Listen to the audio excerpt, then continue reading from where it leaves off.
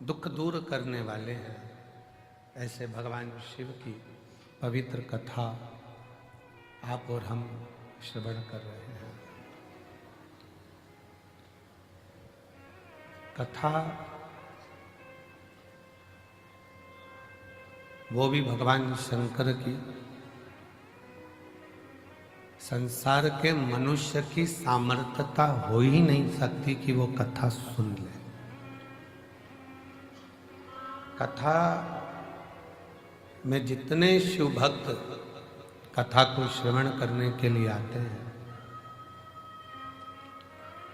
जितने भगवान शंकर के परम भक्त इस कथा को सुनने के लिए पहुंचते हैं, वो केवल मनुष्य नहीं होते। शंकर जी की कथा कहती है कि वो शंकर के ही 33 कोटि देवता में कोई देव होते हैं जो कथा को सुनने के लिए पहुंचते हैं।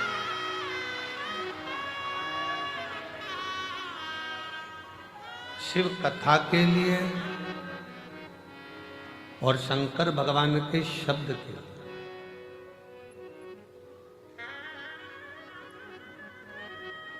गले में पड़े हुए वासुकी नाग भी तरसते हैं,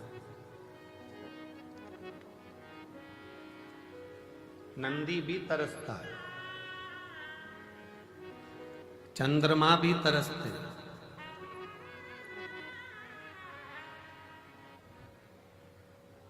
कि हमें भगवान शंकर के मुख से, भगवान शिव की कृपा से भगवान शंकर की कथा का रस तत्व ग्रहण करने को मिल जाए। शिव भी तरस, स्वयं शंकर भगवान की कथा कहती है कि शिव भी शिव भक्ति का गुणगान सुनने के लिए वो भी तरसते।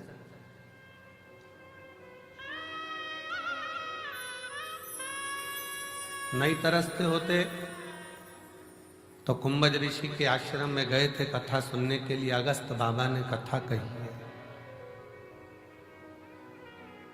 और हाथ जोड़कर निवेदन करा है कि कथा का रस तत्व ग्रहण करवा दीजिए।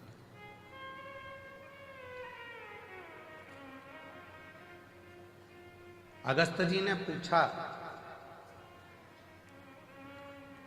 भगवान शंकर जी से, आपको मालूम है हम किसकी कथा कर रहे हैं?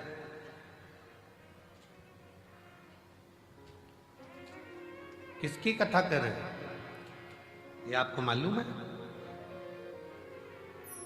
अगस्त ऋषि ने जब पूछा कि आप बताएं कि हम किसकी कथा कह रहे हैं, शंकर भगवान मौन हो गए।